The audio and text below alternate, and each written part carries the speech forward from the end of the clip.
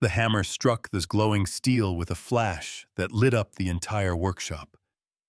Sparks cascaded around Jack Callahan like angry fireflies bouncing off his heavy boots, dying against the cold concrete. Outside, the wind screamed across the Vermont mountains, dragging sheets of snow against the corrugated metal walls. Inside, the storm sounded like an army trying to break through. Jack didn't look up. He never did. The storm could have been tearing the world apart, but he only saw the weld. Heat, metal, pressure, control. Those were things he understood, things that behaved. The piece on the anvil glowed orange, then faded to a dull red. He struck it again and again, shaping it into something jagged, defiant. Behind him, the forge roared and pulsed like a living thing feeding his rhythm. Sweat rolled down the side of his weathered face, even in the freezing air. Then silence. Jack lowered his hammer. The storm outside had shifted pitch. There was a pause in the wind, that uneasy stillness before the next roar. He took a breath and set the metal down. The glow on the steel faded into gray, just like the light in his eyes. He pushed up the welding visor. His face was hard, angular, marked by years of sun and war and solitude. His hair was close-cropped and flecked with silver. His eyes, cold, blue-gray, had the stillness of someone who'd seen too much and decided never to look away again. He turned toward the massive shape in the corner of the workshop, his latest creation. A twisted sculpture of rebar and gears rising toward the ceiling, like a frozen scream. One of his sentinels. It stared back at him in silence. The wind slammed against the steel siding again, and the sound reverberated through the room like artillery. Jack flinched before he could stop himself. His jaw tightened. "You're fine, Callahan. It's just the wind." He wiped the sweat from his brow and glanced at the small digital clock on the workbench. 05:42 a.m. He'd been at it since before dawn, as usual. Sleep wasn't a luxury he trusted anymore. When he closed his eyes, Fallujah waited for him. Heat, sand, screaming metal, and that goddamned smell of smoke and copper. He poured coffee from the dented percolator, black and bitter as regret. Outside the narrow window, the horizon was the color of iron. The storm hadn't yet begun, but the air had that pressure, thick, heavy, waiting to explode. The old radio on the shelf crackled to life, its voice swallowed by static. Winter storm warning for Windsor County. Nor'easter approaching. Winds expected to reach. He turned the volume off. He didn't need the forecast. He could feel the storm in his knees and the ache that always came before something bad. Jack leaned against the workbench, coffee steaming in his hand. He looked out the high, frost-covered window toward the tree line. Down below, a few miles away, the lights of White River Junction flickered faintly in the early morning gloom. The town didn't come up this far anymore. No reason to. They had their warm houses, their chatter, their judgment. They'd made up their stories about him years ago. Some said he'd killed a man overseas and lost his mind. Others whispered he'd gone AWOL. None of it mattered. Every rumor bought him another yard of peace to choose. He took a sip and exhaled through his nose. They don't see a man, he thought. They see what they're afraid of becoming. A crash outside made him spin, heart-hammering. Just a branch falling against the side of the shed. He let out a slow breath, annoyed at himself for reacting. He set the mug down and walked across the shop, boots echoing. On the wall above his workbench hung an old photograph in a cheap frame, 3 men in dusty uniforms standing beside a Humvee, squinting against the desert sun. Jack was in the middle. The other 2 were gone. One buried in Arlington, the other lost to a bottle in Phoenix. He ran a hand over the frame, then turned away. There was nothing left out there for him, not in that world of noise and confusion. Up here, surrounded by steel and silence, he could breathe.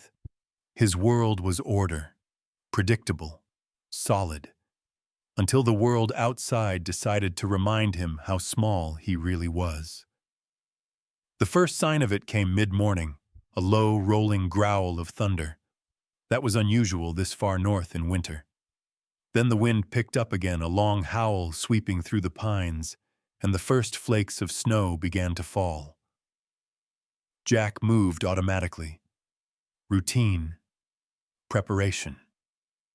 He shut the heavy steel door, bolted it, then checked the generator under the lean-to outside.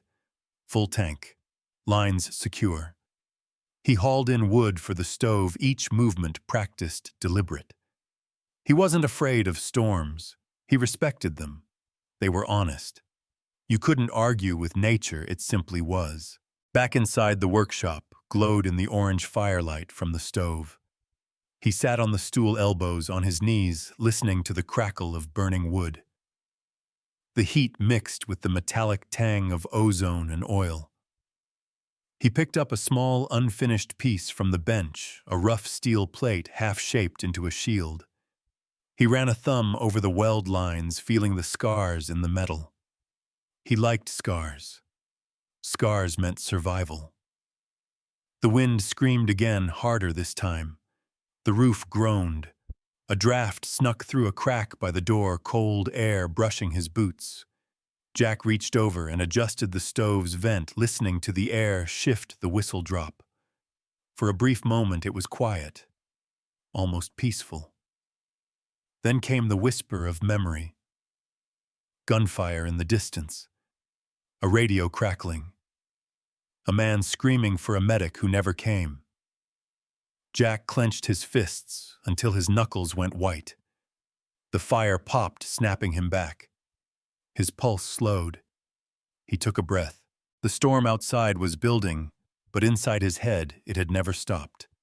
He turned back to the forge. Work, that was the answer. Keep the hands busy and the mind quiet. He strapped his welding mask back on and picked up the torch. The bright flare filled the space again, banishing the ghosts for another hour. When he worked, he didn't have to think.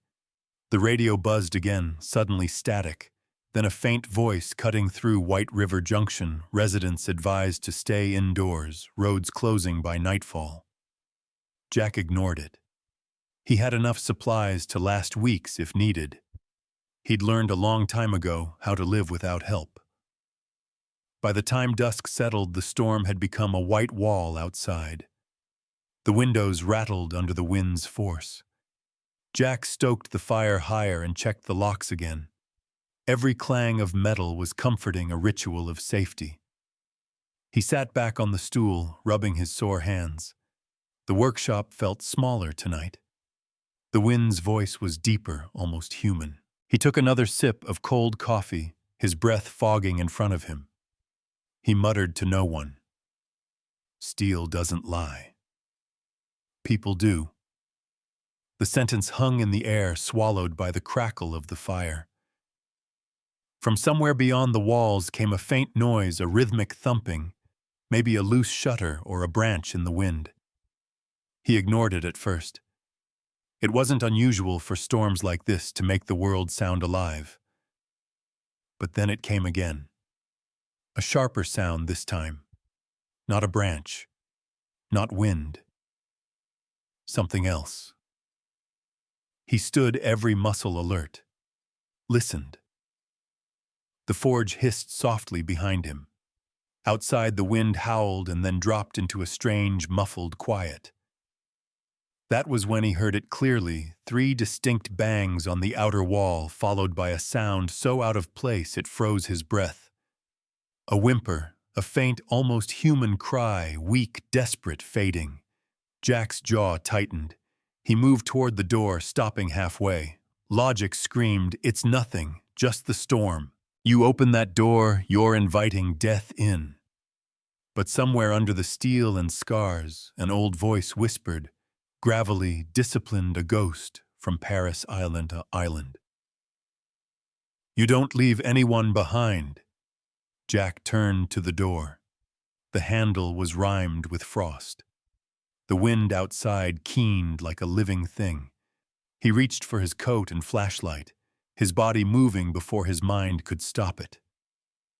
As he pulled the door open, the storm hit him full in the face, cold, blinding, violent. The world vanished into white. The roar of the wind swallowed everything, even his doubts. And through that chaos, faint and fleeting, came the sound again. A cry for help. He stepped out into the storm. The snow crunched beneath Jack's boots as he descended the winding road into town, his breath rising in thick plumes. The storm from the night before had laid down a thick blanket across the mountain, but he'd made it through barely. His shoulders still ached from hauling the injured dog through the storm, and Echo, now resting back at the workshop, was stable but clearly traumatized. Jack didn't trust the local vet. The idea of dragging the dog into a place full of judgmental eyes didn't sit right. So he was heading into White River Junction on a rare supply run: antibiotics, bandages, more dog food. He hadn't been down here in nearly a month, and he could already feel the tension crawling up his spine. People noticed when Jack Callahan walked into town.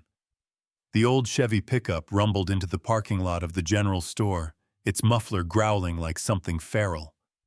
Jack parked close to the exit. Habit.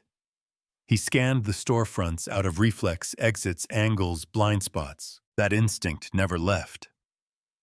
He stepped inside. The little bell above the door jingled too cheerful for the gray day outside. The store was quiet. It usually was on mornings like this, post-storm cleanup, and school delays keeping most people home. A radio played low in the corner, some old Johnny Cash tune, and the overhead lights buzzed faintly. Jack moved quickly, gathering what he needed: peroxide gauze, a bottle of ibuprofen for himself. He paused near the pet aisle, scanning for high-protein dog food. "Didn't take you for a dog, man," a voice said behind him. He turned. It was Sophie Mullen's ponytail scrubs under a heavy parka, holding a thermos of coffee like a lifeline. Her eyes were sharper than he remembered. Not afraid, but calculating. Jack didn't respond. He picked up a bag of kibble and dropped it into the basket. Sophie followed him a step. "You were out in that storm last night." Still silent. "You dragged something back with you?" she asked, or someone. Jack turned to face her.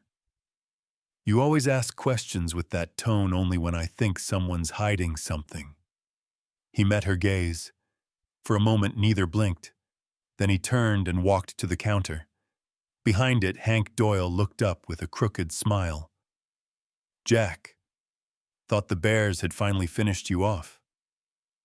Jack gave a half nod. "Not yet." Hank started ringing up the items, his fingers slow but steady. "Storm was a bastard. Heard someone got caught in it near the ravine. Kid, I think. Fire crew pulled him out just in time."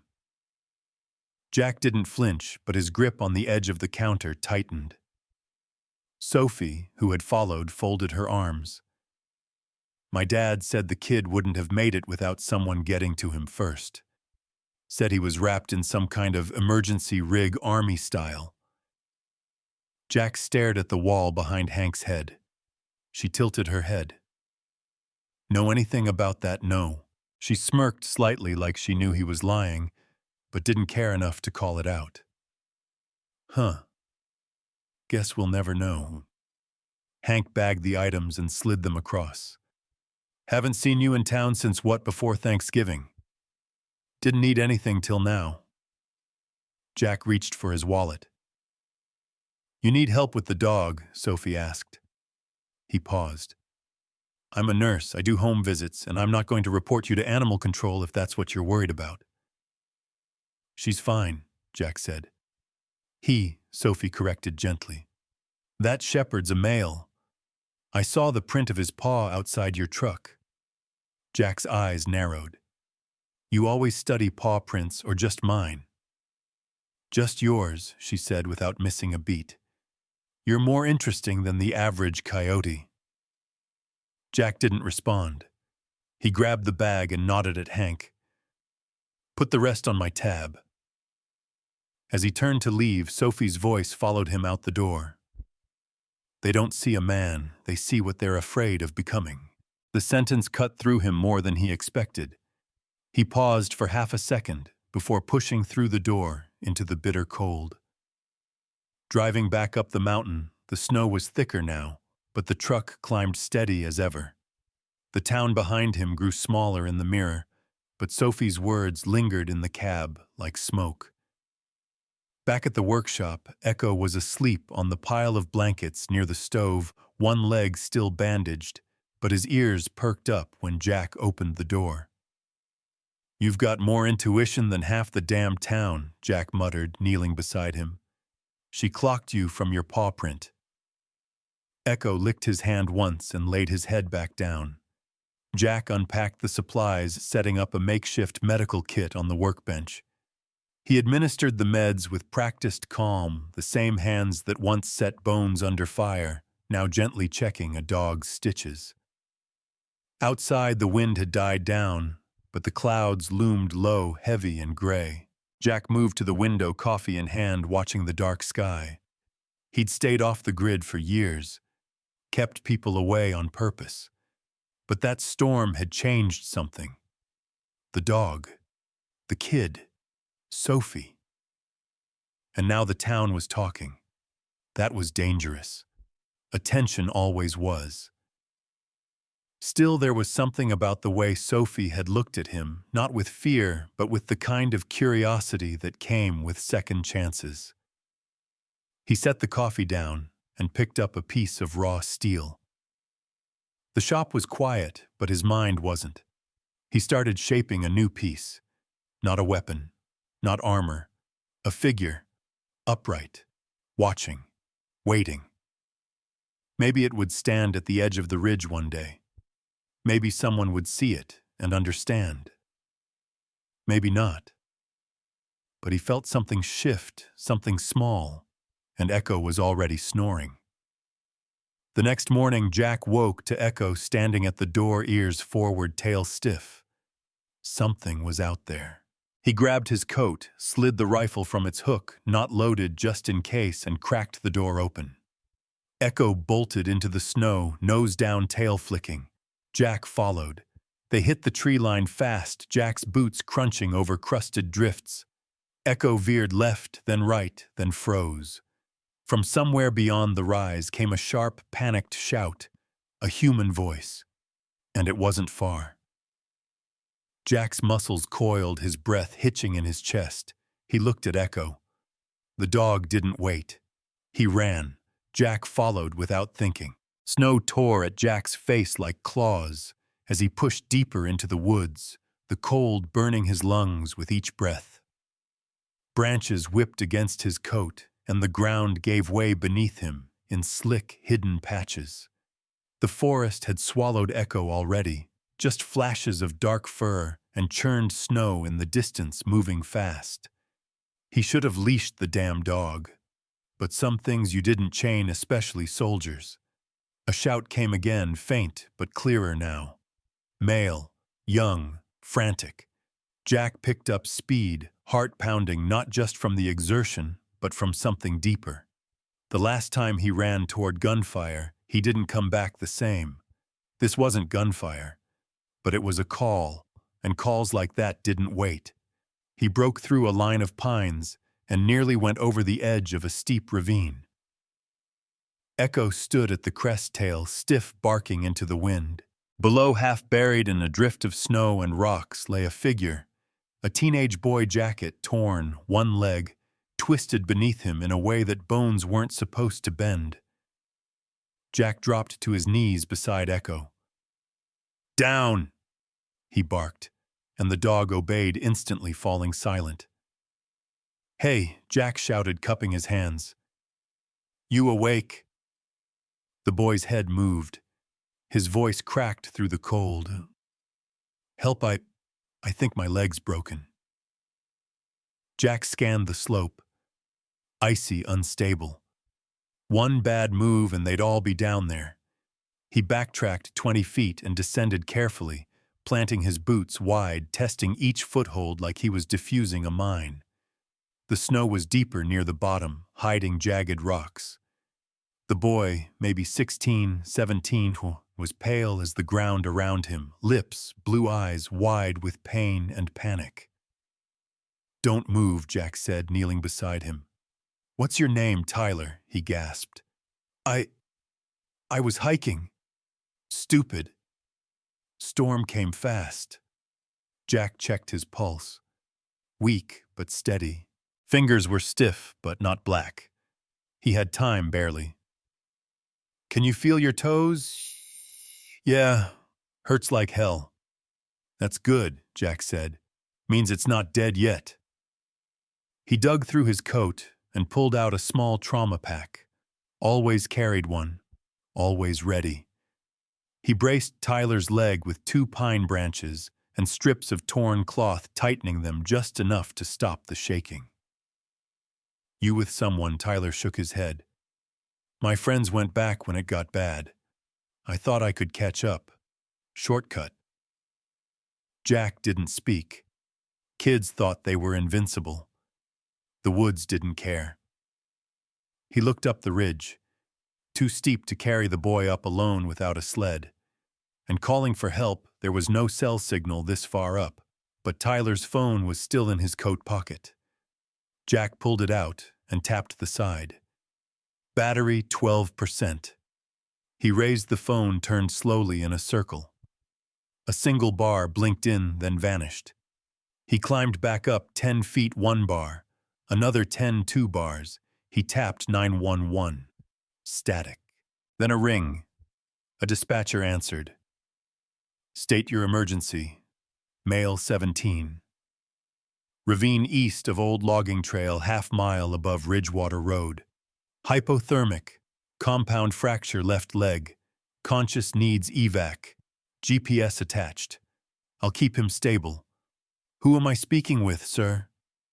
Jack paused. "Just someone passing through." He ended the call and climbed back down. Tyler was shivering hard now. Jack stripped off his outer coat and wrapped it around the kid. "You're not dying today, Tyler. Hear me, what?" "Yeah," the boy whispered. "You just rest. Help's on the way." Echo came down beside them, tail low, ears up. He nuzzled Tyler's hand gently. Jack looked at him and murmured, "You can take the man out of the war, but you can't take the mission out of him." He sat in the snow body, pressed to the boys for warmth. Minutes passed. Wind howled. The trees creaked above them like old bones. Finally, the distant wail of sirens cut through the air. Jack stood, waved his arms toward the tree line. Within moments, flashlights pierced the woods. Chief Ray Mullins appeared at the ridge, flanked by 2 EMTs. "We got a signal from up here," he called out. Then he saw the figures below. Jesus! Ropes were thrown. The medics descended fast, took over assessing Tyler's vitals, prepping him for a sled pull. Mullins came down last, out of breath and red-faced. He looked at Jack, his eyes wide. "You found him?" Jack nodded once. "Christ, he wouldn't have made another hour out here. How the hell did you even know he was—" He stopped, noticing Echo. "That your dog Jack didn't answer." He stood and dusted off his pants. "You do this alone?" Mullins asked. Jack shrugged. "He cried for help. I was close enough to hear it." Mullins studied him. "Most people would have called it in. Let someone else take the risk." Jack's voice was flat. "Most people don't live where I live." The chief opened his mouth, then closed it. "You coming down with us?" "We've got hot coffee." A crowd waiting to cheer for the mystery man who saved the day. Jack glanced at Tyler, now strapped to the sled IV and his arm warming packs under his coat. The kid was going to make it.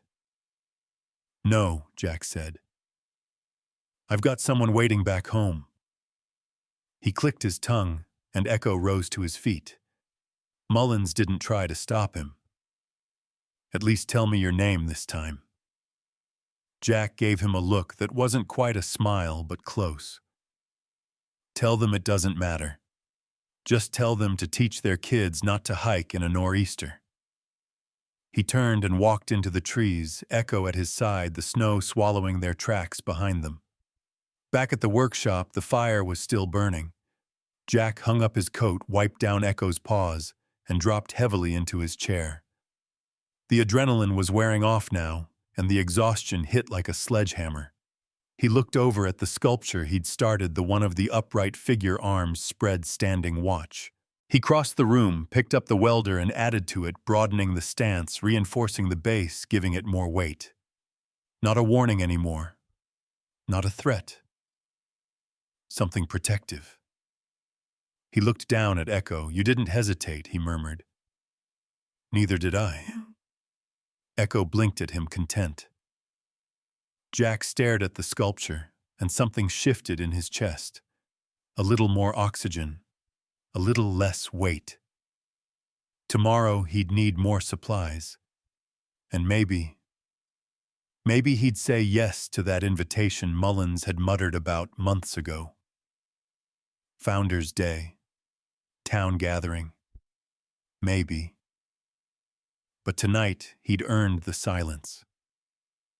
He sat beside the fire as snow whispered against the windows, and the wind softened to a distant hum. The wind was quiet that night, too quiet.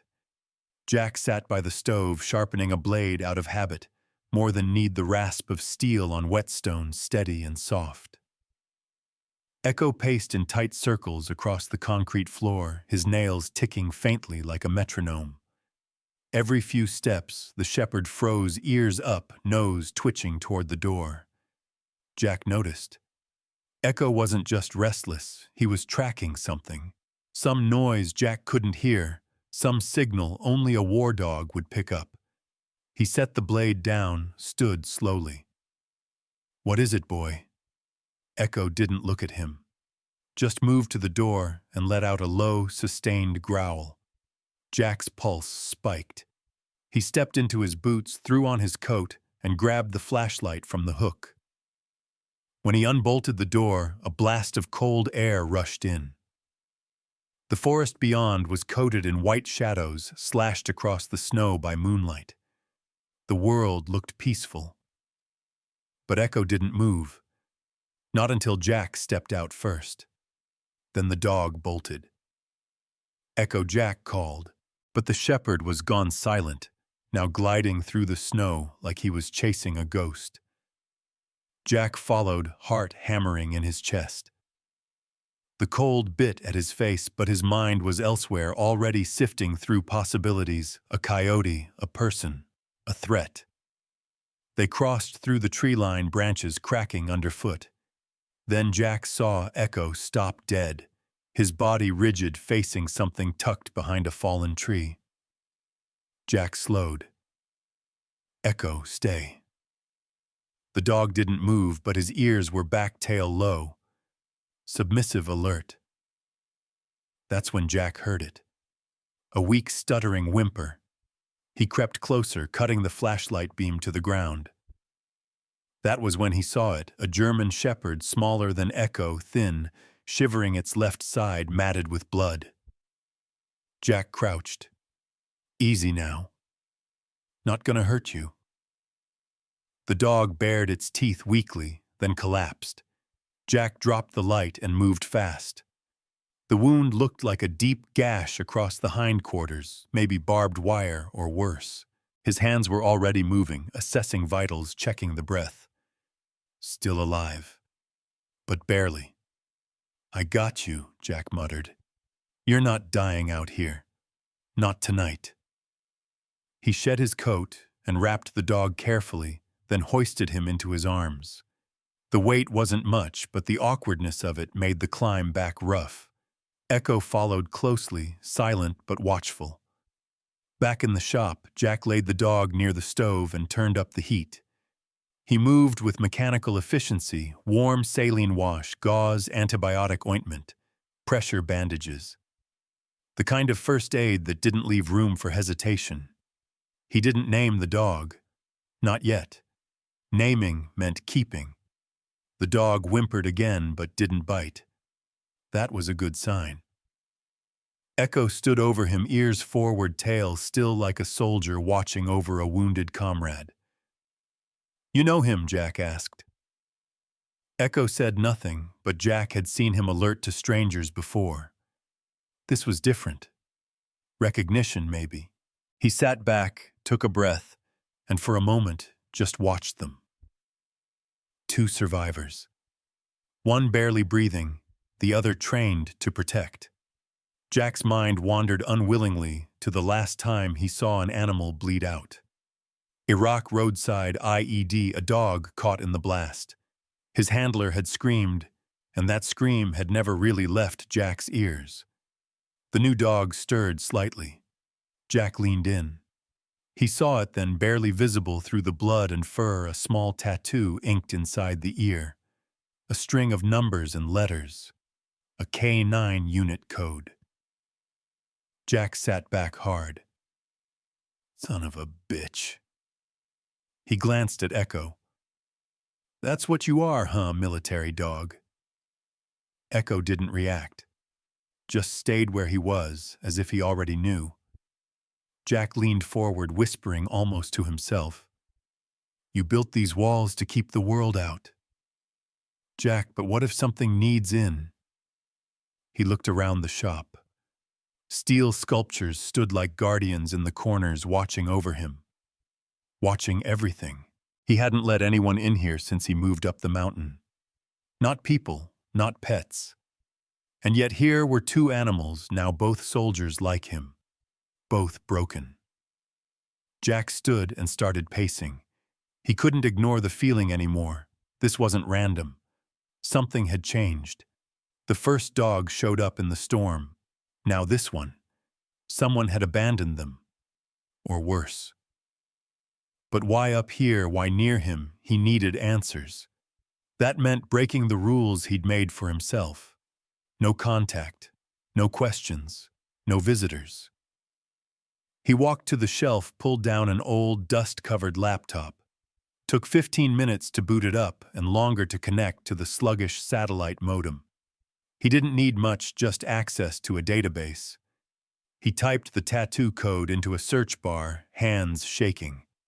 The result was sparse, but it hit K90932, previously assigned to 2nd Battalion USMC. Handler Sergeant L. Grady. Status retired after trauma. Rehomed unknown. No photo, no details. Jack stared at the screen. Retired. Lost. And now bleeding in his workshop. He looked down at the dog, who was breathing easier now under the warmth. He muttered, "You're not a stray. You're a casualty." The next morning, Jack bundled the wounded dog tighter, made him a spot beside Echo, and stepped outside. The snow was beginning to melt crisp under the early sun. He drove into town again. Second trip in a week. Unheard of. At the store, people stared. No surprise. He was the ghost who saved Tyler. Now he was back again, this time with different eyes. He stepped inside. Sophie Mullins was there mid-shift, her hair tied back and a cup of coffee steaming in her hand. She blinked. Twice in 1 week must be the end times. Jack walked up to her, slid a piece of paper across the counter. She picked it up, read it, and looked up sharply. "This is a K9 unit ID. I need you to find out who this dog belonged to.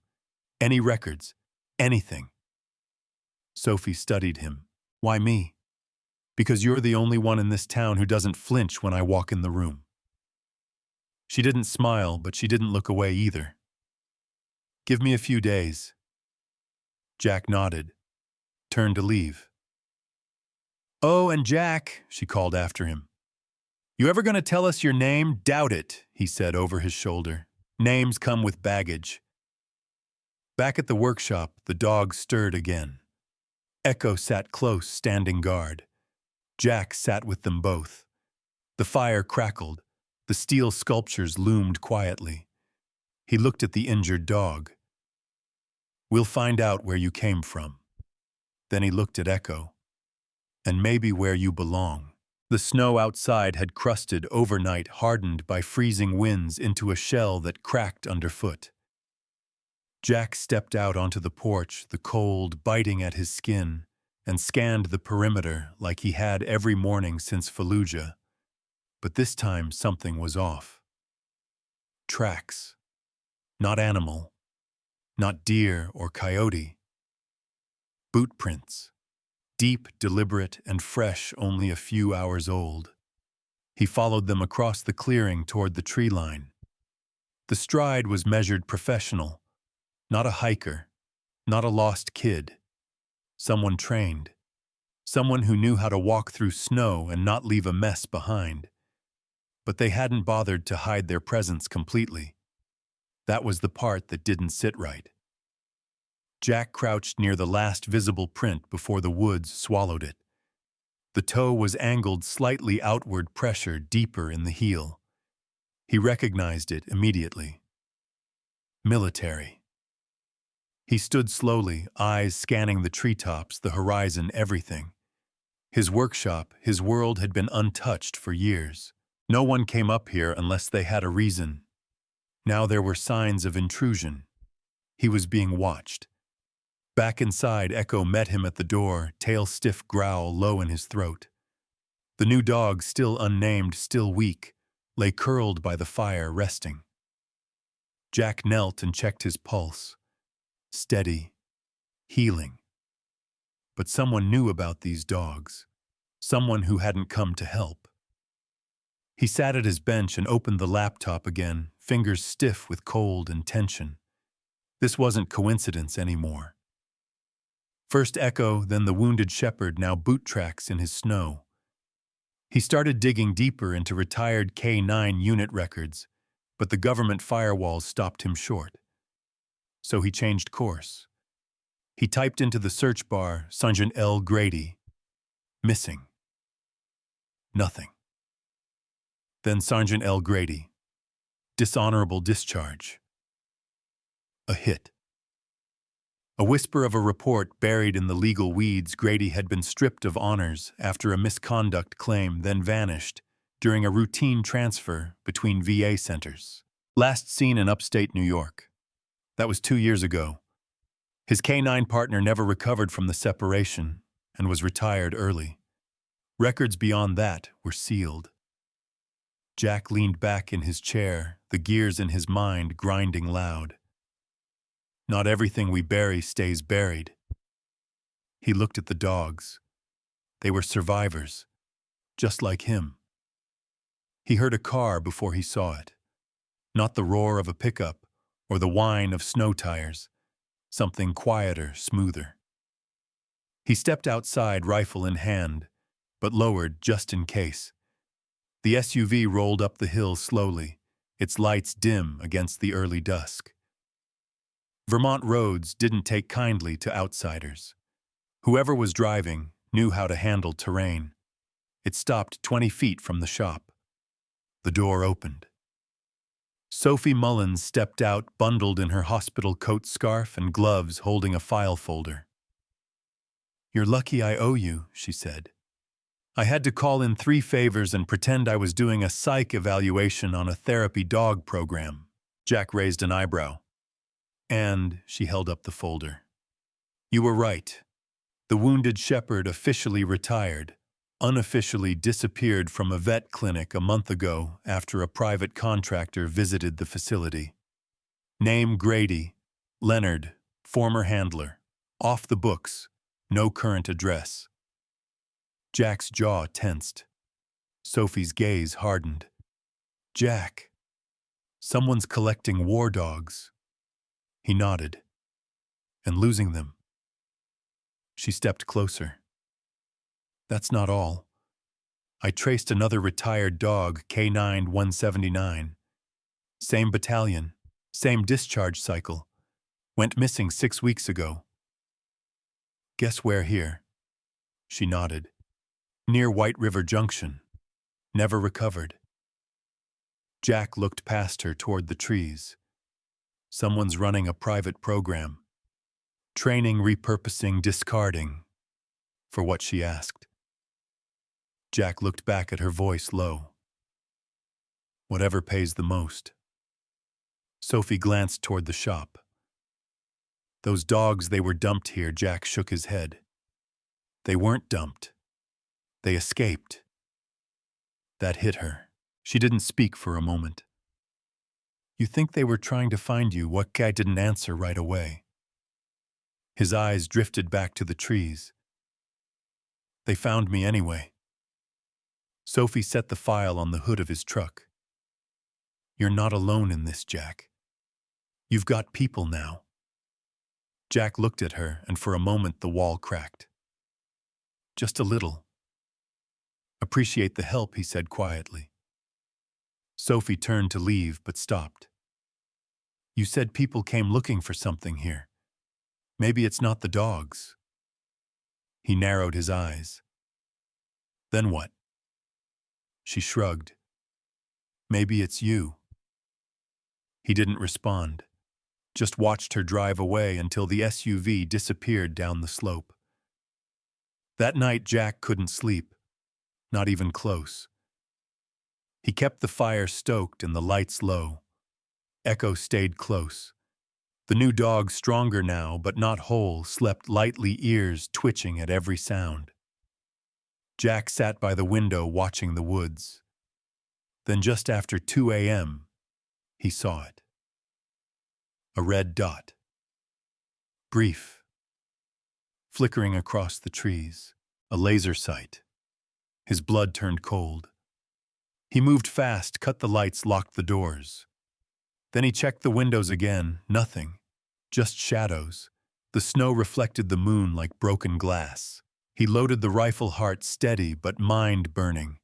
They weren't just watching now. They were scouting. He went to the dogs and crouched beside them. Someone's coming, he murmured. And I'm not letting them take you. Echo stared into the darkness like he saw it too. The next morning there were no fresh tracks. Whoever was out there had moved smart, covered their trail. But Jack had seen enough. He called Sophie. I need to know everything about Grady. People he served with. People he pissed off. Anyone who might want him dead. She didn't ask questions, just said, on it. He looked at the unnamed dog sitting up now, tail flicking gently. You need a name, Jack said softly. The dog cocked its head. How about Ghost? Echo gave a low approving grunt. Jack smiled faintly. Fits. Ghost lay back down, resting his head on Echo's side. Jack stared at them both. This was never about one dog, he whispered. It's about whoever's hunting them and why they think I'm in their way. He walked back to the workbench. Time to reinforce the defenses. He was no stranger to building fortresses. This one would be personal. They didn't just find me, they tagged me. Let's begin. Jack knelt by the base of a pine tree, the cold biting into his knees through his jeans. Snow had begun to melt slightly under the late morning sun, revealing more than just dead leaves and dirt. It was half buried, wedged tight between a root and a flat stone. A black rubberized casing. Too clean, too deliberate. He pulled it free with gloved hands and brushed it off. A faint red blink pulsed from inside a small screen on the side, heartbeat slow but steady. A GPS transmitter. He didn't move for a moment, just stared at it, heartbeat sinking to that slow, silent blink. Someone had tagged the perimeter. He wasn't just being watched, they'd already been here. Already marked him. Jack stood slowly, the weight of the woods pressing down on his shoulders. They didn't just find me, they tagged me. He walked back to the shop, transmitter clenched tight in his fist. Echo trotted beside him, sensing the shift in Jack's body. Ghost barked softly as they entered, limping but alert. The fire was low, and the smell of scorched metal still hung in the air from last night's welding. Jack placed the transmitter on his workbench and opened it with a screwdriver. Inside, a lithium cell long-range signal chip and serial code engraved on the motherboard. He took a photo with his phone and sent it to Sophie with one line, "This was under my trees." 3 minutes later, she responded, "Tracking device. Same brand used in some private contractor field kits. I'll trace the serial. Be careful." Jack looked at the dogs. Echo stood at attention, head tilted. Ghost lay with his nose across his paws, watching tail flicking like a clock hand. "We're done waiting," Jack said. He suited up, a tactical jacket he hadn't worn in 5 years, waterproof boots, Kevlar gloves, the kind of gear you didn't wear unless you expected to use it. He opened a locked drawer in the far cabinet and pulled out a flat case. Inside, his old binoculars, a combat knife, and a silenced 9mm he hadn't touched since the day he disappeared from the world. He took everything. An hour later, he was 3 miles deep into the ridge trail beyond his property. The snow got deeper here untouched. His breathing slowed with the rhythm of the woods. No noise but the crunch of his boots and the distant call of a hawk. Then he saw it. A tripwire barely visible strung between 2 saplings. His boot hovered an inch above it. If he'd been moving faster, careless. He followed the line of the wire to a small trail cam mounted in the crook of a tree. New. Clean. Operational. He disabled it, pulled the card, and slipped it into his jacket. They had eyes on the trail. That meant they planned to return. Jack made a slow, wide loop back toward the northern path. The terrain dipped there, a perfect blind spot. When he reached it, he found what he feared. Tracks, boots, again, a pattern now, but this time there were more than one set. 2, maybe 3. Recent. He crouched and brushed back the snow near a log. Found the remains of a cigarette, still warm at the tip. He wasn't alone out here. He turned and moved faster, silent through the trees, checking angles, recalculating paths. By the time he returned to the shop, the sun was low and the light was turning that sharp gold that made everything look like a memory. Sophie had texted again. Tracker ID routed to Cerberus Tactical Solutions. Off-books PMC. No official contracts in Vermont. Someone's freelancing. Cerberus. Jack knew that name. Everyone from his unit did. A mercenary firm founded by ex-special ops known for pushing moral boundaries and operating where laws didn't reach. Private retrievals, black bag jobs, deniable assets. People. Dogs. Doesn't matter. He stared at the text for a long moment. Cerberus doesn't lose assets, he whispered. They recover them. Or erase them. His shop felt different now. Smaller. More vulnerable. The steel sculptures, his guardians, weren't enough anymore. He pulled the tarps off the old generator in the back, checked the fuel lines, and fired it up. Lights surged to life in the barn. Jack began rewiring the flood lamps outside, aligning them to cover every angle. He reset trip alarms around the property, old-school fishing wire, and bells, nothing electronic. No more hiding. No more waiting for someone to bring hell to his door. He spent the next hour assembling a signal jammer from spare parts, one powerful enough to knock out any GPS tag that tried to latch on within 100 feet. He placed it inside a steel ammo can near the tree line and buried it with care. By the time he walked back inside, his body was sore, lungs burning. But his mind was razor sharp. Ghost sat up when he entered. Echo stayed glued to the window. They'll come for the tag, Jack said to no one in particular. Tonight. Tomorrow. Doesn't matter. They'll want it back. And when they did, he'd be ready. He grabbed a piece of steel and started sculpting again. Not a figure this time. Not a statue.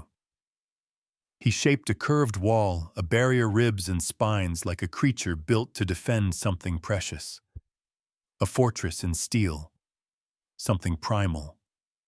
Something warning. He welded through the night. Around 3 a.m., a soft ping sounded from the laptop. A motion alert. Jack froze. He brought up the feed from the tree cam he had installed weeks ago, one Cerberus didn't know existed. There flickering in the grainy black and white two figures, moving slow. One crouched scanning the snow, the other carrying something. Jack zoomed in. A dog crate. His stomach turned. They weren't just hunting Ghost. They were bringing more. For a second, his vision blurred, rage, fear, purpose tangled into something raw. He stood, grabbed his rifle, and headed for the door. We're not just guarding this place anymore, he told Echo and Ghost. We're taking the fight to them. Jack was on his knees in the dark, tightening the last screw on the perimeter motion detector, when Ghost froze. No growl, no bark, just sudden absolute stillness. Muscles locked, eyes fixed on the tree line. Breath held. It wasn't the typical alert posture. This was different. Stillness like that meant one thing.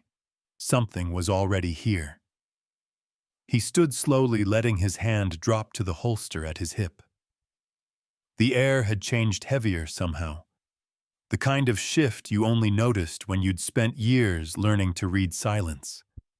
He whispered, Echo flank left. The dog moved like smoke, low and fast, disappearing into the dark edge of the trees. Ghost didn't move. When a war dog goes still, it means something's already too close. Jack stepped back toward the shop, never turning his back on the woods. He didn't run. He didn't breathe hard. Movement gave away your outline.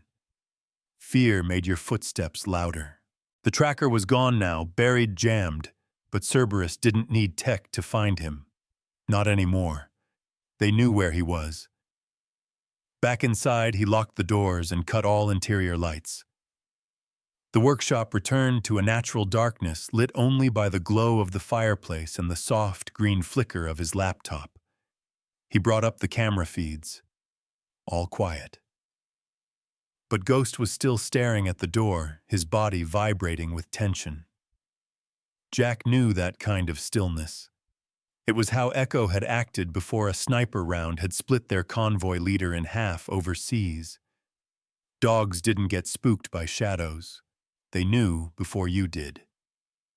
He reached for his phone and scrolled through the encrypted contacts list, people he hadn't spoken to in years. One name stood out, Mac Talbot. Retired. Surveillance expert. Last seen working private security out west. Jack hit the call. It rang 4 times before a voice answered. Who the hell is using this line? It's Barrett.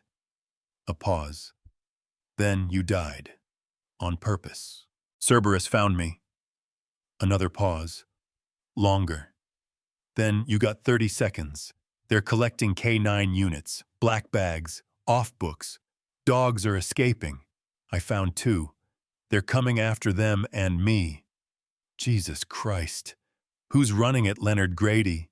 Disgraced handler. Went ghost. Think he's building something.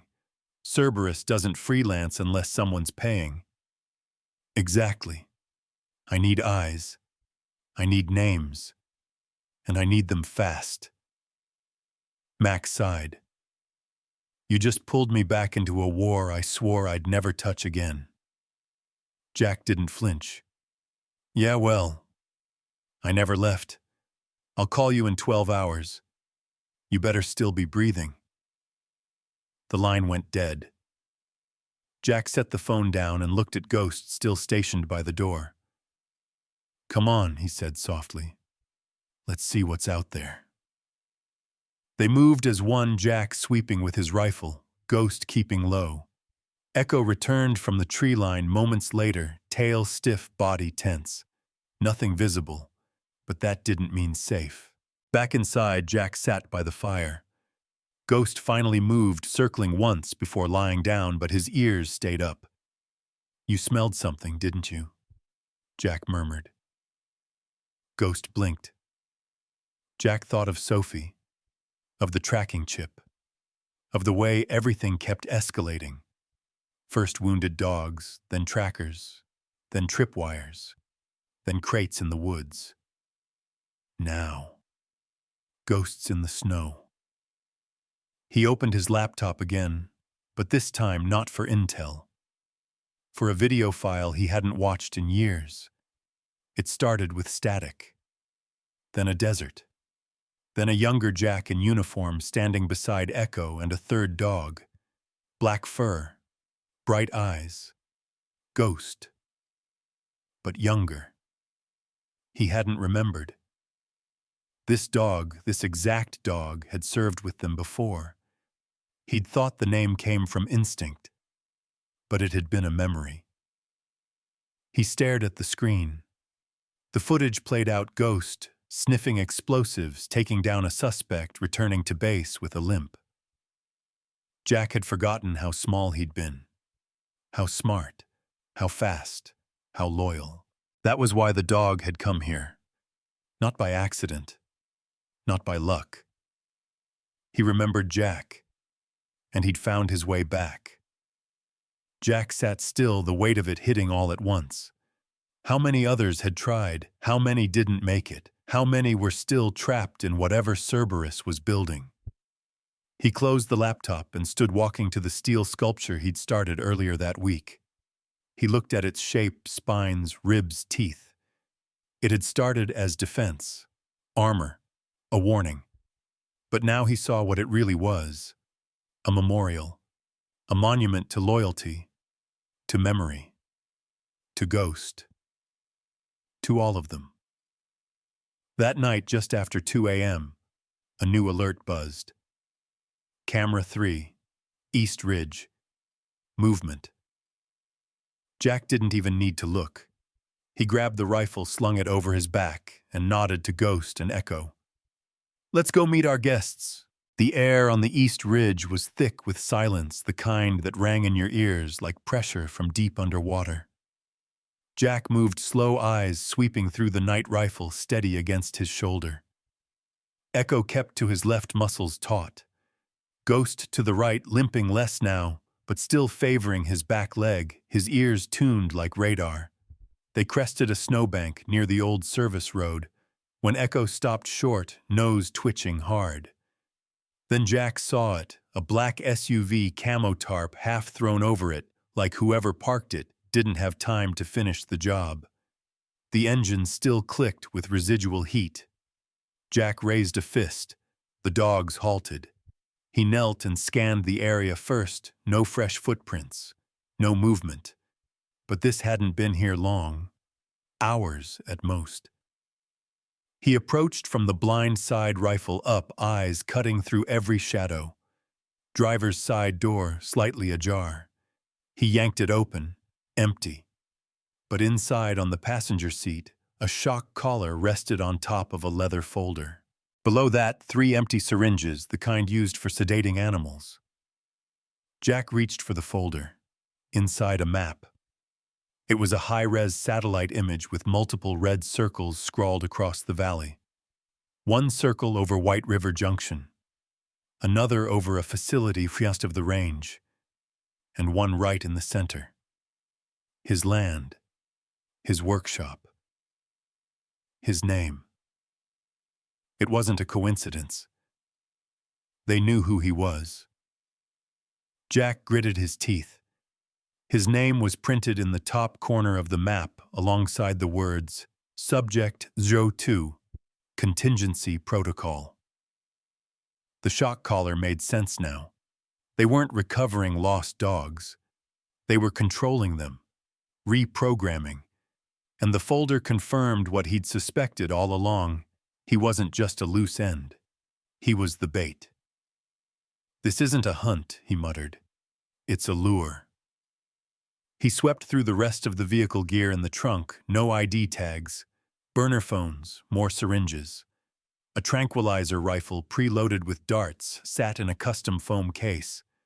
No blood, no signs of a struggle, which meant whoever had been here left on their own, or were watching from nearby. He closed the trunk softly, then turned to the dogs. Backtrack. Now. They didn't hesitate. Jack followed them off the road, looping through a natural funnel of trees to cover their retreat. But something gnawed at his instincts. Why leave a car behind? Why leave evidence unless... He stopped cold. They didn't leave it. They planted it. He dropped to one knee and scanned the area with his thermal monocular. Static, then a pulse, a faint red signature up in the trees like a spider on a thread. A drone. Watching. Tracking. He aimed, the rifle exhaled and fired. Click. Pop.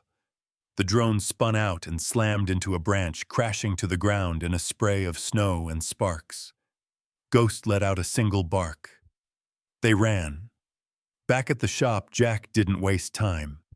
He dumped the map on his workbench, spread it flat under the lamp. Red circles, strategic points. But one circle drawn in a thicker stroke encompassed not just his property, but a mile radius around it. Containment zone. That's what this was. He wasn't bait. He was in the kill box. Jack's phone buzzed. A call. Mac. He answered with talk. "You're not gonna like this," Mac said. "Grady isn't just freelancing. He's the architect. He built the conditioning program. Cerberus just gave him funding after he pitched it as a security asset platform. He's training dogs to follow high-value targets and terminate them if denied." "Suicide dogs," Jack said quietly. "Worse. Smart bombs with memories. But here's the thing, your name is in every document. Grady's obsessed with you." Jack's blood ran cold. "Why? Because he blames you. For exposure. For the shutdown. For the dishonorable discharge. He thinks you're the reason the Pentagon pulled out of the initial program." "I was." A pause.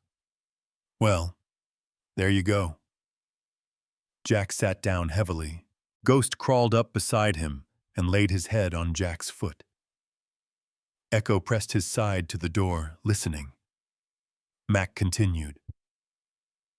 "He's not trying to kill you, Jack. Not yet. He's trying to break you, prove his methods, show that his dogs can outmaneuver, outthink, and destroy even a Tier 1 soldier." Jack whispered. "This is his field test." "Exactly. You're the metric." Jack hung up. Outside, the wind howled like it knew something was coming. He turned to the map and circled every Cerberus location. Then he marked the road he'd found the SUV on. Then the drone flight path. A triangle was forming, and he was in the center. He needed to act. But not with brute force. Not yet. He needed to pull the thread. He opened the satellite feed Mac had sent earlier. There, in the center of the facility Grady had once run, was a holding kennel. He zoomed in. Rows of cages, dozens of dogs, not just Ghost's unit. All of them. Jack stared at the screen. "They're not coming for me," he said quietly. "They're coming because they have no place else to go." Ghost whined low and sharp. Jack leaned down and looked him in the eye. "You want to go back for them, don't you?" Ghost just stared. "I would too." He stood, grabbed his pack, and started loading it, gear, weapons, comms, tools. He moved like a man with a mission now. No hesitation. No ghosts pulling at his conscience. Just steel focus. He turned to the dogs. Tomorrow night, we go back. Echo wagged once. Ghost barked. Jack smiled faintly, then turned back to the map. He placed one more mark. The source. Grady's last known location. The control center. The mountain air sliced through Jack's jacket as he climbed the final ridge before the Cerberus facility. It was just after midnight. The moon hung low and dull, blanketed behind drifting clouds. Echo trotted ahead, silent and fluid. Ghost lagged slightly behind, his limp worsening, but his spirit unshaken. Jack held up a hand. The dogs froze. Below them, nestled in the snow-dusted basin, was the facility. A rust-colored compound of concrete and steel surrounded by a deteriorating chain-link fence, some of it collapsed. But inside, lights still glowed, motion sensors, security strobes. Operational. He scanned the grounds with binoculars. Patrols, dogs, but not free ones. He zoomed in. Each wore a shock collar. Tags engraved with designations instead of names. Movements mechanical, too sharp, like muscle memory without soul. Their eyes glassy, cold, stripped of curiosity. Jack exhaled. They broke them. He turned to Ghost. You ready? Ghost didn't move. Instead, he growled low and guttural. Jack spun around. From the tree line behind them came a rustle, then a shape, four-legged, another, then another, all of them moving silently. Then Jack saw the eyes, blue, artificial, lit. Cerberus had modified more than just behavior. They'd embedded tracking lenses, a control system hidden in the optic nerve hooked to the shock collar. These weren't dogs anymore. They were drones with fur and memories. The dogs began to fan out, forming a semicircle around Jack, Echo, and Ghost. Jack didn't raise his rifle. Not yet. He waited. Then a new sound came. A high-pitched ping, the frequency Ghost had reacted to before. The enemy dogs responded in perfect sync. Two charged teeth bared. Jack rolled left, drew the 9mm, and fired a single round. The first dog dropped, not dead, but shocked, disabled, twitching. Echo intercepted the second mid-lunge, knocking it off balance. Ghost stepped between Jack and another, growling with fury. Jack pulled a flare from his vest and cracked it. The light disoriented the enemy dogs, blinding the lenses. "Move!" he yelled, pushing forward through the gap. They sprinted downslope, sliding into a ravine. Jack grabbed Ghost by the harness and yanked him behind cover. Echo stood sentinel. The enemy dogs regrouped but didn't pursue. They stayed just above the ridge, watching. Waiting. Jack caught his breath. His pulse was pounding like a drumline in his throat. Ghost slumped beside him, exhausted. Jack ran a hand over the dog's back. We can't fight them. Not like this. They're not attacking to kill. Echo gave a low whine. Jack turned to Ghost, then back to the dogs above them. Then it hit him. They weren't programmed to eliminate targets, not unless ordered. They were programmed to corner them, contain them, corral them, like sheepdogs. And Jack, he was being herded. Up ahead, the outer fence line of the Cerberus compound stretched across the mountain floor, dimly lit and razor-wired. But to the right, half buried under snow, was a maintenance duct, small, rusted open, unused. Jack pointed. There. He crawled in first, then gestured for the dogs to follow. Echo squeezed through. Ghost barely made it. Inside it was black. The scent of oil and cold metal surrounded them. They crawled 20 yards before emerging inside the compound, behind a row of defunct generators. Jack peeked over the top, no guards, no human presence, only dogs and cameras. The place was designed to run lean, minimal personnel, maximum automation. He crept along the wall toward a side entrance and picked the lock. Inside an access hall lined with kennel doors, steel bars, each unit lit with a red bulb. He peered into the first, empty.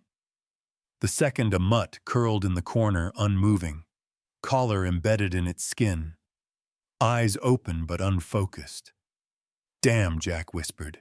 Then from further down the hall, a voice. Human, confident, smooth. "I knew you'd come back, Barrett." Jack turned, raising his weapon. Grady stood at the far end of the corridor, arms relaxed, no gun in hand, wearing a black tactical coat, neatly trimmed beard face lined with years of bitterness. "Grady," Jack said coldly. Grady smiled. "You always were the soft one. Bringing them back. Trying to fix what's already broken." Jack didn't lower his weapon. "You turned them into weapons." Grady gestured casually to the kennels. "I saved them. You think retirement means freedom, it means decay, boredom, death in a shelter. This gives them purpose." Jack's voice dropped to a growl. "You reprogrammed loyalty into violence." Grady stepped closer, still unarmed. "I gave them orders. They followed. That's what loyalty is, Jack. A code you write deep enough and it becomes instinct." He pointed toward Ghost. "He's the proof, first to escape, first to return, first to kill again if I say the word." Ghost stiffened. Jack stepped in front of him. "Try it," he said. Grady smiled wider. "Oh, I already did." And then Ghost lunged, not at Jack, but toward the door behind Grady, barking in a fury. Jack spun and saw it, 3 more dogs barreling in, ones they hadn't seen before. Ghost collided with the first mid-air. Echo joined him. Jack moved, tackled Grady to the ground, gun to his temple. "Call them off." Grady laughed through bloodied lips. "They don't listen to me anymore. That's the best part." They evolved. The dogs weren't stopping. They were fighting each other. Echo snapped at a larger shepherd. Ghost rolled with a pit bull locked in silent war. Fur and blood and rage blurred into chaos. Jack pressed the muzzle deeper. "I will kill you." "You should," Grady whispered, "but then you'll never find the control node. And without it, this never stops." Jack's eyes narrowed. Grady coughed blood. "There's more, Jack. You have no idea how far this goes."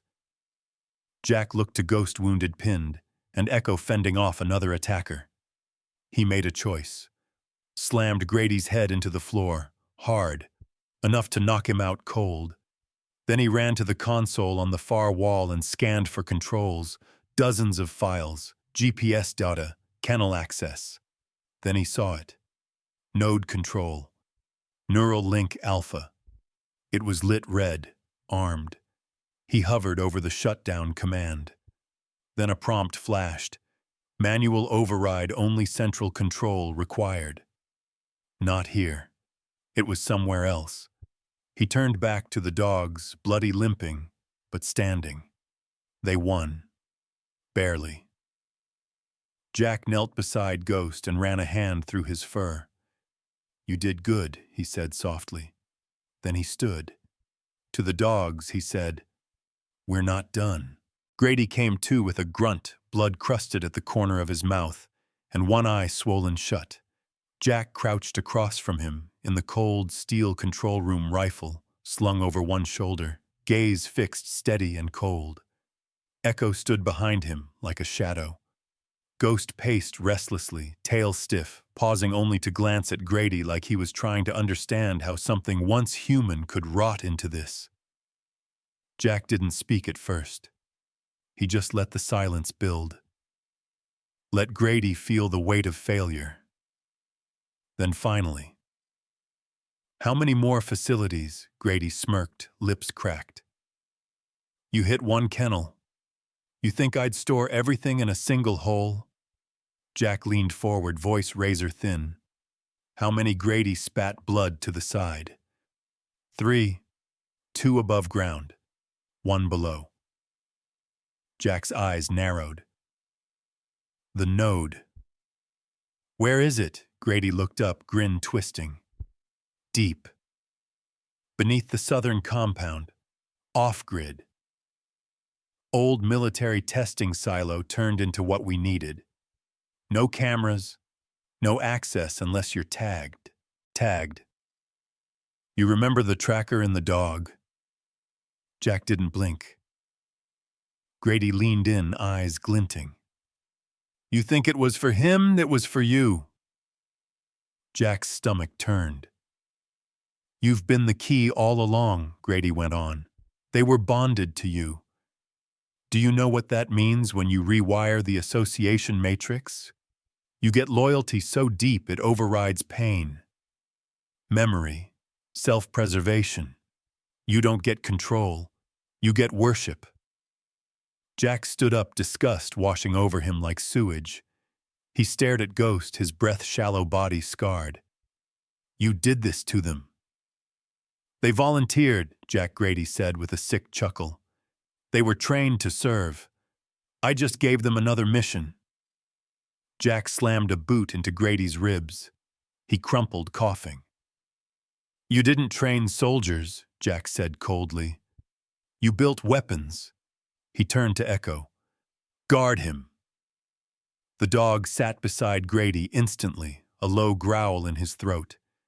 Jack walked to the terminal, still locked down.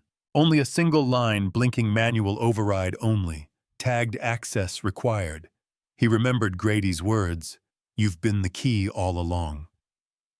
Jack opened the side panel and placed his hand against the reader. Nothing. Then Ghost stepped up. Jack looked at him. "You sure?" Ghost placed a paw on the scanner. The screen flickered. Partial access granted. Files opened. Logs. Audio clips. Video feeds. Dozens of deployments. Dog unit failures. Reprogramming sessions. And under one tab, Legacy Unit Archive. Jack clicked. Photos appeared. His old team. From Kandahar. Fallujah. Bagram. Dogs long presumed lost, listed as KIA or missing during debrief. But they weren't dead. They were underground. Still alive, still working. Jack whispered, they weren't just any dogs. He clicked a file labeled Unit Polaris. Video played. Dark corridors. Green-lit eyes. Dogs moving in formations, silent and exact. Not barking. Not flinching. Just pure obedience. Then a log entry. Legacy units show persistent memory triggers. Subjects display erratic hesitation when exposed to prior handlers' voices. Emotional override risk remains high. Jack's blood ran cold. He wasn't just the key. He was the threat. And somewhere below that southern facility, his dogs were still alive, but barely themselves. He printed the coordinates of the compound. Grady wheezed from the floor. "You'll never make it in. They're programmed to terminate intruders. They'll remember me." Grady coughed. "That's what I'm counting on." Jack turned to Ghost and knelt. "You don't have to come." Ghost stared at him, unmoving. "I know what they did to you," Jack said softly. "I know what you remember. This might get ugly." Ghost stepped forward and licked Jack's hand. Echo barked once from behind, tail wagging. That was all the answer he needed. Jack grabbed the pack loaded fresh mags, extra rations, and a burner tablet with the downloaded files. He looped the printed map to his belt. They left at sunrise. Grady remained chained unconscious again from another well-earned hit to the head. Jack left a message for Sophie with coordinates and an encrypted warning. If I don't report in 24, blow the site. Burn everything. The hike south took 2 days through snow and brush, avoiding roads cutting across frozen streams. Jack didn't sleep. Ghost barely did.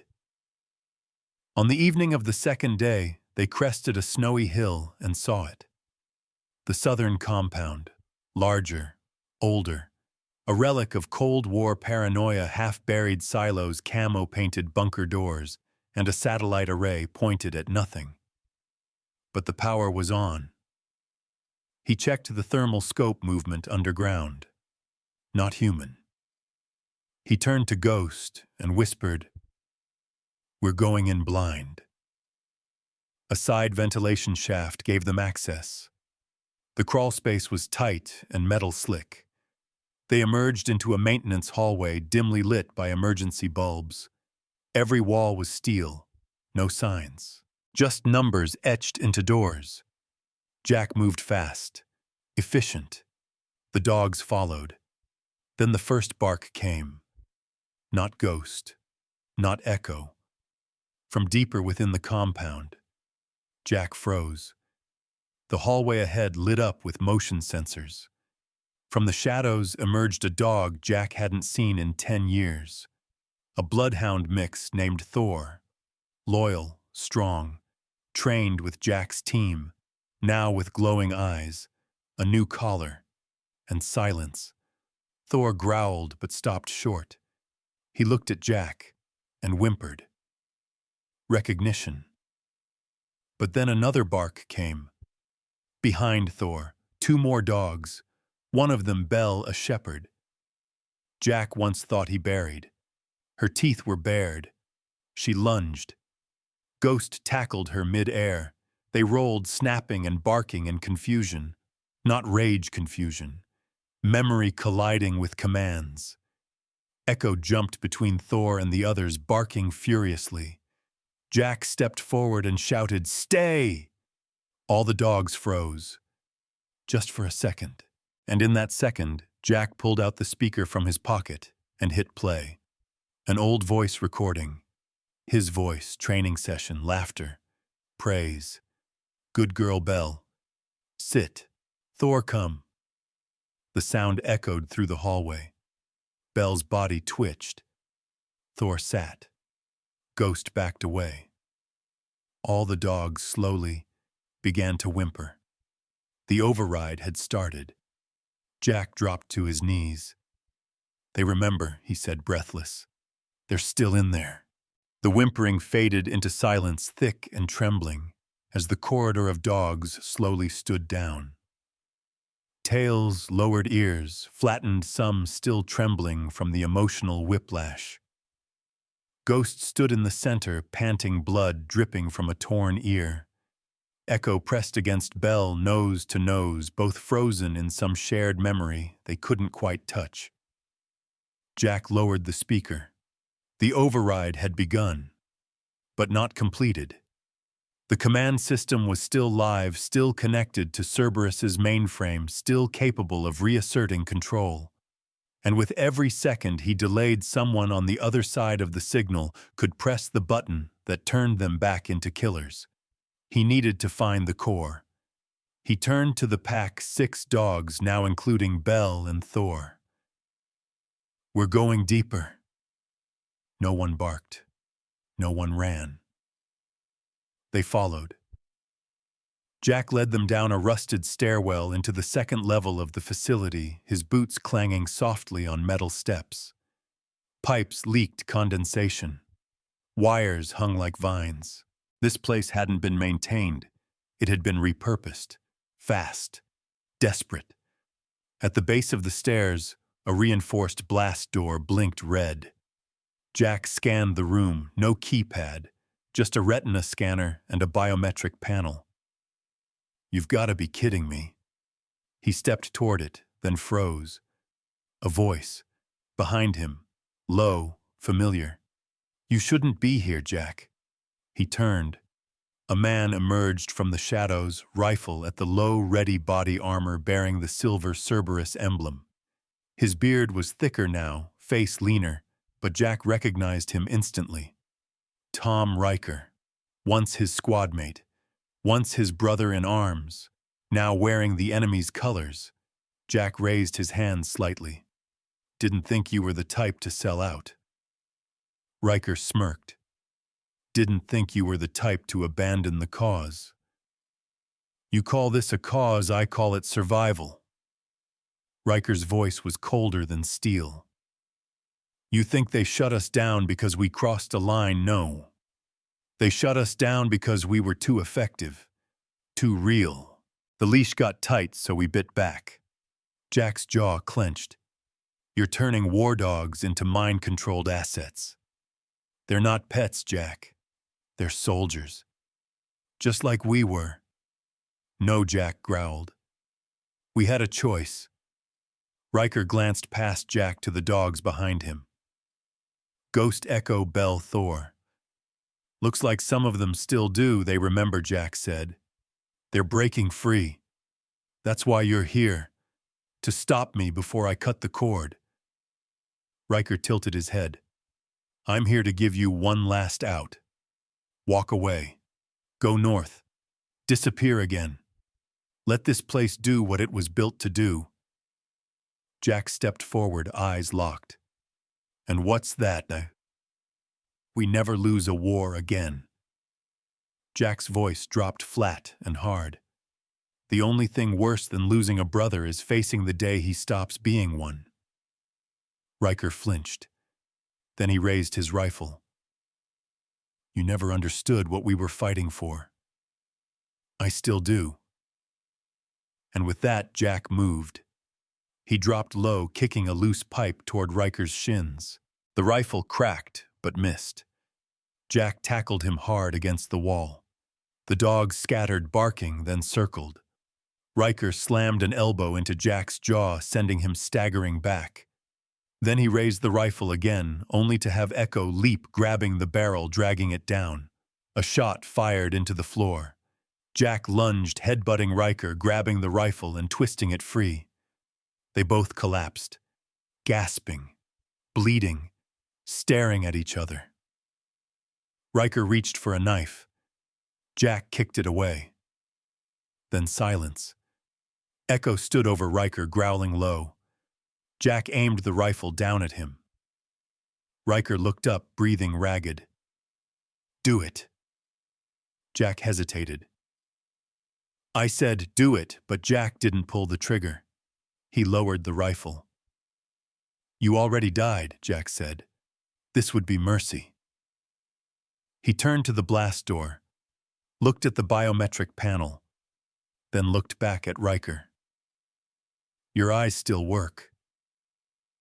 Riker didn't move, so Jack dragged him roughly to the panel and forced him upright, pressed his head forward. The scanner beeped. Access granted. The door slid open. Jack dropped Riker beside it. Echo stood over him like a silent judge. Inside was the central control chamber. Screens blinked. Graphs, heart monitors, GPS tags, dozens of dog designations, all live, all feeding into the neural net Cerberus had built. Jack moved to the console, inserted the drive Mac had preloaded with the shutdown script. He hesitated over the execute key. This would release every dog in the system, break the link, end the program. But it would also trigger a fail-safe, a 10-minute countdown before the entire system wiped itself clean. No recovery, no future control, no going back. Jack looked at Ghost. "You sure?" Ghost stepped forward, placed his paw on the desk. Jack hit the key. "Execute override." The screens lit up red. Countdown initiated 10, 0, 09, 59. Alarms blared. Lights dimmed. Somewhere in the lower levels, autolocks disengaged. Doors opened. Jack could hear the low, confused howls of dogs beginning to stir. The system was collapsing, freeing them. He turned to Echo and Ghost. "Let's go!" They ran. Back past the stunned dogs in the stairwell. Back past a silent Riker still on the ground staring at the ceiling. As Jack passed, he didn't look down. He just said, "Your brothers remembered." Then he was gone.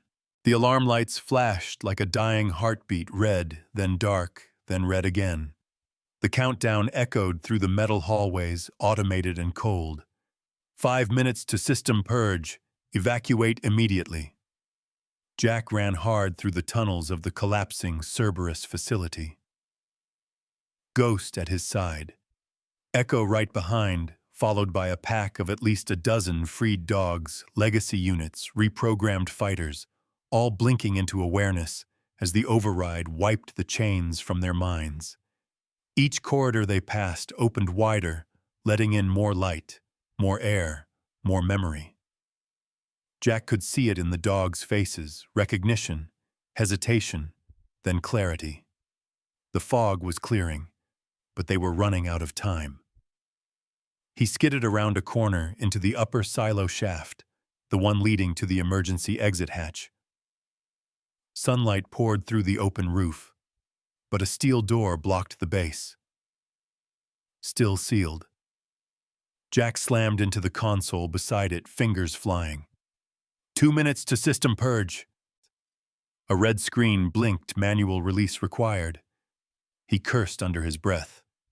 Of course, manual release meant the door wouldn't open unless the pressure locks inside the server room were disengaged first. The system had been designed to trap intruders, not let them walk free. Jack spun around, eyes scanning the pack. Dogs panted, nervous but ready. Ghost nudged his side. "I know," Jack said, chest tight. "We're not done yet." He turned to Echo. "I need you to stay with them. Lead them out when that door opens." Echo whined but nodded like he understood the weight of what Jack wasn't saying. Jack knelt beside Ghost. "You've done enough. You don't owe anyone anything." Ghost leaned forward, resting his head against Jack's. Then he pulled away, looked toward the hall they just came from, and walked. Back. Toward the server room. "No," Jack whispered. But Ghost didn't stop. Didn't even look back. Jack sprinted after him. They reached the override terminal again. Smoke rolled from the vents, now the system melting down from the inside. Ghost limped into the side panel, the one Jack hadn't touched before. A mechanical arm jutted from the wall, designed for biometric insertion. Jack realized it at once. The dogs weren't just tagged. They were the key. Ghost stepped into the panel's reach. It scanned him. Pressure lock override confirmed. The screen flickered. Door release enabled. But the price was immediate. The mechanism locked. Ghost couldn't move. "No," Jack said, stepping forward, grabbing at the latches. "No, no, no, come on." Ghost didn't struggle. He just looked at Jack. Peaceful. Ready. The voice overhead called out again. 40 seconds to system purge. Jack's hands were trembling. "I can break it. I can pull it out." But Ghost let out a low, calm bark. "One last order. Go." Jack clenched his fists. Then slowly, violently, he backed away, choking down every instinct in his soul. He turned and ran, back up the hallway, toward the others, toward freedom. The exit door had released. Echo stood by it, eyes locked on Jack. "Let's go," Jack shouted, voice breaking. The dogs surged forward. out, into the cold mountain air. The sky opened wide above them, pale blue and endless. The wind hit Jack's face like a slap, fresh and full of life. He stumbled to a stop on the slope above the silo. Then from behind came the sound, a deep, resonant thud, and then nothing. The hatch door behind him sealed. The ground vibrated. The system had purged, and Ghost was gone. Jack sank to his knees. The dogs gathered around him. Echo licked his hand. Thor rested against his side. Belle sat quietly watching the sun rise behind the trees. They didn't bark. They didn't whine. They just sat, together, alive. Jack looked out over the valley. Smoke still curled from the mountain, but the leash was broken. Cerberus was gone, and the war that had followed them home was finally over. Weeks passed. The cabin Jack once lived in was now something different. A sanctuary. He built new kennels, not cages, open spaces. He let them run, train sleep, wherever they wanted. The field out back became a course of sorts. They trained not as weapons, but as a pack, a family. Word spread quietly. People started coming. Not press, not agencies, veterans, farmers, people with dogs who had seen too much and didn't know how to be dogs anymore. Jack didn't call it a rescue. He called it Redemption Point. Not a place for broken animals, a place for those still healing. One morning, Sophie arrived. She walked up the hill with a bag slung over her shoulder and boots caked in red clay. Jack was fixing a fence. She didn't say hello, just stood there for a minute. "Then you did it, huh?" Jack looked up, squinting into the light. Not alone. She smiled just a little. Then her eyes fell on the grave marker at the edge of the clearing. It was simple. Just a stone. Ghost. He stayed, so we could leave. She walked to it, ran her fingers over the engraving. Tears welled but didn't fall. "He was always the quiet one," she said. Jack nodded. "But the bravest." Sophie turned back to him. "You still dreaming?" Jack paused, then nodded once. "Yeah. But now it's not the nightmare." She smiled again, then reached down and scratched behind Echo's ears. "He's still listening," she whispered. Jack looked at the pack running through the trees, tails high, barking with no fear in their voices. For the first time in a long time, the silence inside him wasn't empty. It was whole.